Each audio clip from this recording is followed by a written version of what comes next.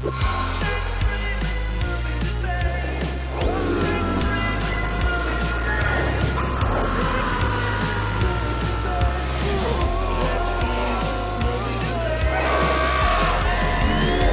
the Extremist Movie Debate. And tonight we're talking 2017's War for the Planet of the Apes. I am Joe. I'm Ethan, and one of us is going to love it, one of us is going to hate it. Let the coin decide their fate. I hate it. I love it. Give me my quarter. Oh, yeah, sure. Thanks. Hey, guys, don't,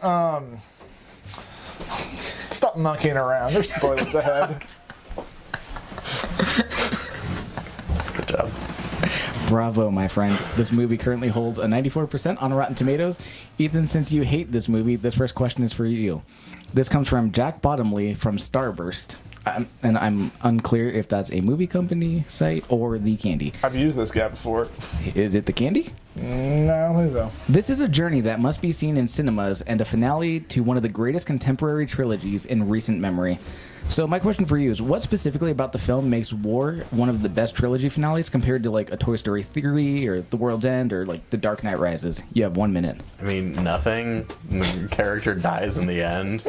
Like, who cares? They added a new Jar Jar Binks character voiced by Steve Zahn, which is extremely distracting. Like, Steve Zahn does great work, but when Steve Zahn is essentially just doing that "oh no" voice that he plays when like ever a nature video pops up in Strange Wilderness, all I can think of is him doing stone shit for Strange Wilderness and not actually being, you know, bad ape. So what this movie does is it creates a fake disease, it creates a fake byproduct of that disease, and all of a sudden everybody is reacting to that, and so that is the whole trope that this movie is trying to go off of.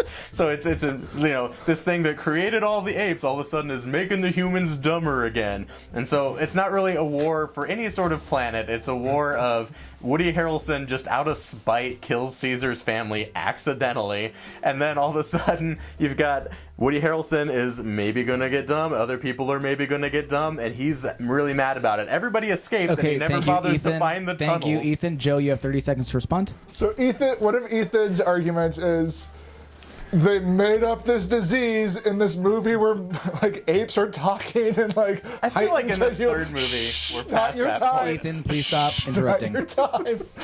And on top of that, Woody Harrelson is like this very complex villain, and that he's doing what he thinks is right. Also, this disease does not make people dumb. It makes people mutes. They're not dumb. They just can't talk or communicate. Okay, Ethan, you have 15 seconds to respond. No. He says they go back to like their primitive instincts. So it's like a Who's a slow progression. Who is they? Woody Harrelson, all of the screenwriters. Oh, Woody Harrelson, who doesn't understand the disease. So Woody Harrelson sees that this is a problem and starts treating people poorly, and everybody escapes, and nobody finds the tunnels except for Bad Ape, who stumbles upon it. Nobody wants to think like, well, how did they escape? Maybe we should figure this out. Ethan, stop talking. Jesus Jones. Joe, you have a final 15 to respond.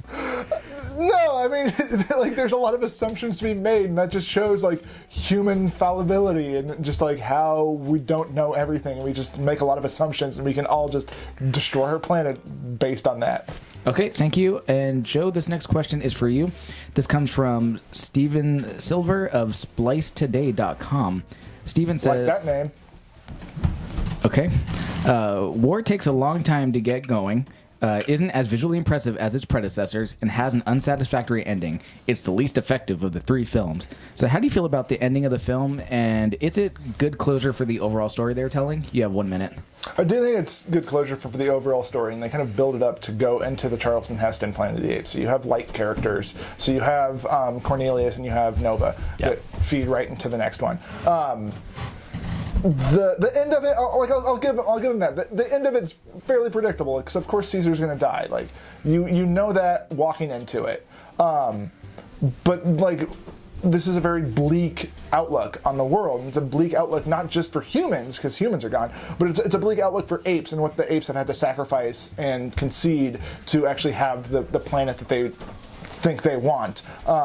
So visually, I think it's on par with Dawn. I think the score of this movie is breathtaking and really incredible, and I think that's actually what's pushing it beyond the other two movies, is the score. Okay, Ethan, you have 30 seconds to respond. I don't even remember the score, but sure, I'll give you that. Coming from the guy who praised Hans Zimmer's Dunkirk score. Critiqued Hans Zimmer, all right? No, it's maybe the score is fine, and the CG is certainly fine in this movie, but it's important to... what the fuck was the question? Oh, how is this a good conclusion to the trilogy? So again, it's the same question. It's not a good conclusion to the trilogy. So, It was more specifically the ending, if it provides proper closure. Oh, well, yeah, I mean, it leads into the That was original total series. time. Great, wonderful. I'm giving him time because he forgot the Well, question. Thank you, I appreciate that. But I'm going to stop you there anyway. Joe, you have 15 seconds to respond. It's great for the movie because you can see, like, each movie has its own very specific theme, but overall you can see this arc. Thematically, you can see all three movies fit together very well, and they're all very strong. Okay, thank you. And Ethan, you have a final 15? What's the theme? That man can be animals and animals can be human-like? Yeah. Great. So how is that an important theme to talk about for 3 movies? Can't we just do 1 movie and call it good? Because you're seeing that How is this a progression. different theme in each movie? We're not seeing Joe, that please stop progression interrupting. at all. If anything, And- like we definitely covered that theme. All right, you guys have 4 minutes to discuss and go. If anything, we definitely covered that theme in the second movie. Nolan talks about with his Batman, the Dark Knight trilogy. Oh, God, he says Nolan. so. With the first movie, it was fear. With the second movie, it was chaos. With the third movie, it was pain. And that's kind of what they're doing with the monkey movies. Is like the first movie has a very specific. It's like the ride. Basically, it's kind of annoying, but like they put the theme right into the title. So the first one is the rise. The second one is the dawn. The third one is the war for it. How is Dawn a theme? It's not even like. And what the fuck is like the an war of understanding. this movie? This is just a petty grudge about a guy who murdered a family. Because like this isn't. but If that's anything, the the thing. bigger battle of this See, movie is Woody this is the Harrelson problem, going is rogue and the other military you're trying to kill watching- them. The other military you're watching the isn't movie too introduced surface until level. like the latter half of the last Ethan, act. you're watching it like too surface level. You're just seeing like war. I know war. I saw Band of Brothers. I know what a war Well, there's film certainly is. no But that's war the thing. for Planet of the because Apes. Caesar is having a war within himself, and how he is not Koba. He is his own person, and that's essentially what this movie does. Is it's humanizing So all minor of the apes. internal conflict for the Planet Minor. of the It's the Apes. entirety of the movie. It's what the second I movie made was a goof built upon. for the Planet of the Apes. Goof. The whole second movie, the whole turn, the pinnacle of that movie is Koba fucking everything up and Koba putting into motion everything that happens in war is what Koba put into motion. And as hard as Caesar fought against that, the war within himself won out, and he actually had to admit that like there isn't going to be peace between apes and humans. We're going to have to do something. We're going to try to run away, but we can't even run be away. peace between humans. There can't be because you watched There's the movie. one guy who is aware of the How much did you fall conflict. asleep? How much Not did in you the sleep through least. this movie? Not in the 'Cause least. I swear to God, you slept through the There is entire thing. one guy Because who he's is trying.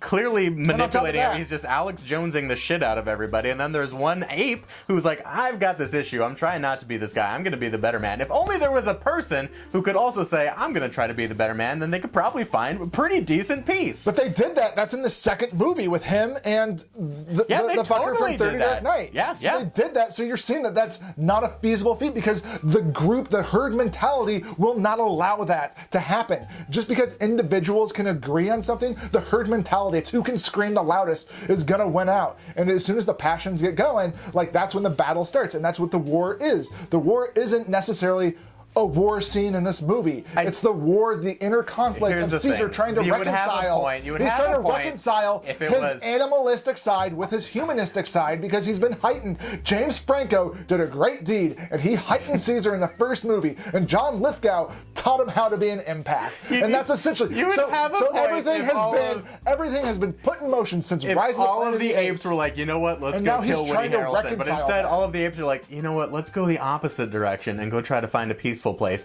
And then there's like 4 that's- apes that are but like, that's showing- fuck Woody Harrelson, we're going to get No, him. one And ape then does all of a that. sudden, all One the ape other does apes that. are back and they're like, guys, I still don't think we should say fuck Woody Harrelson. Let's just go down these tunnels that everyone's too dumb to fucking know about. But Caesar continues to do it. Caesar continues to say fuck Woody Harrelson. No, he doesn't. Yeah, he does. Still doesn't. Even in the end, he Are you doesn't kidding? kill him. 'Cause He gives him the gun. He goes in to kill Woody Harrelson's character. I get and that. That's what you're saying. You're saying like, oh, the herd of apes say, let's just go. So everybody goes. Oh, but Caesar still wants to kill Woody Look, Harrelson. if Caesar no, was he filled doesn't. with blind no, rage he doesn't. But and he just still goes really, to really kill him. wanted to do that, he would go in there, You're see the belt contradicting full of yourself. grenades, which is stupid, and grab a grenade, throw it into his room, and then peace out and start throwing grenades. Because that shows the revenge and that shows the level of hate and malice that can like develop in a person. So he goes and he wants to see Woody Harrelson's eyes when he kills him because he hates him so much. And that's the war within himself. That's Koba coming out. And that's the inner conflict that Caesar has in this movie, is he's fighting against that urge. Okay. But then when you're talking about herd mentality can't be overcome, And that's time. we're talking about one person, not a herd. Time. What do you guys really feel? I don't like the 8 movies, but I liked this movie. And I like Dawn, too. Dawn was fine. I just I don't like get this- excited for these movies. No, I don't either. I liked this more than Dawn, but it's just like... These are just really churched up, dumb movies. Like, I haven't seen any of them, but was it cool when the horses were, or the monkeys were riding horses? Always. No. Always. holding guns. They're monkeys riding horses. Oh, No. you're thinking of the second one when he's dual wielding on a horse. No, And this one, he throws a grenade and then slide tackles his way into a tunnel while everything's blowing up behind him. And it looks bad. Like, these movies look incredible, and that shot looks bad. Yeah, no, it's going to win Best Effects, just like the other one. It should. No, and Andy Serkis is great. The effects look great. Andy Serkis is good. Woody Harrelson not in it as much as I thought, but he was fine. Doesn't have much to do with this movie. He delivers an exposition in a scene, and otherwise he's just in makeup and... Yeah, I did not like that exposition scene either. Right. But he's fine. The score actually did blow me away. That was the one thing that while I was watching this movie, I was like, "Fuck, this has got to win best score." Like, You're probably right. This music is incredible, and then like cleaning it. Spoiler alert: I work in a movie theater, so cleaning it. It's just like I enjoy cleaning this movie because I'm like, I gotta listen to this like depressing carnival music. Is essentially what it is. That's cool. So yeah, the score is incredible.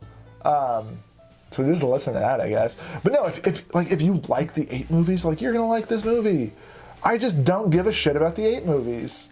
They're actually really simple, cliche, contained movies. A lot of stuff happens just by coincidence, and a lot of stuff happens really perfectly in everybody's favor in every one of these movies. And like, it's just because they're a little bit slower, because they take their time, and because the effects are so amazing. Like, everybody thinks these are just like some grand sweeping epics that are just changing the genres.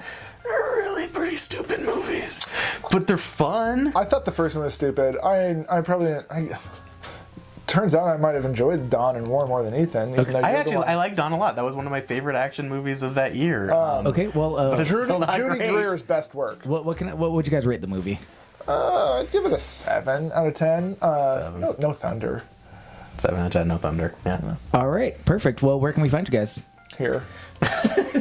You can also like and subscribe to the video down below. Comment if you'd like us to do a movie in the future. You're welcome to request it, and we can also do a question for that movie if you'd like to write down a question for it. We'll do that on the episode, and tell your friends. Thanks. Thank you and good night. Thank you and good night.